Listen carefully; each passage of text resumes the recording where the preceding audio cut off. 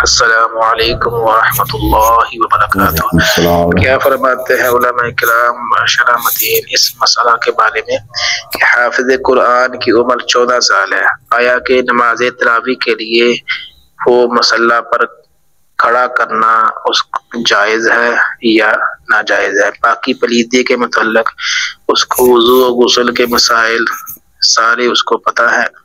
ایسے حافظ قرآن کو کیا مصلی پر تراویح کے لیے کھڑا کرنا جائز ہے؟ وعلیکم السلام ورحمۃ اللہ وبرکاتہ۔ حافظ قرآن کی عمر 14 سال ہے، نماز کے احکامات وہ جانتا ہے، کیا اس کو نماز تراویح کے لیے آپ کھڑا کر سکتے ہیں؟ جی محترم، 14 سال کی عمر میں لڑکا جو ہے وہ بالغ ہو جاتا ہے، تو اس صورت میں آپ نماز تراویح کا اسے امام بنا سکتے ہیں۔ باقی جو آپ نے فرمایا کہ نماز کے احکامات وہ جانتا ہے، بالکل ٹھیک ہے، پھر تو امام بننے کے وہ اہل ہے، آپ اسے امام بنائیں اور نماز تراویح اس کے پیچھے ادا کریں۔ السلام علیکم ورحمۃ اللہ وبرکاتہ۔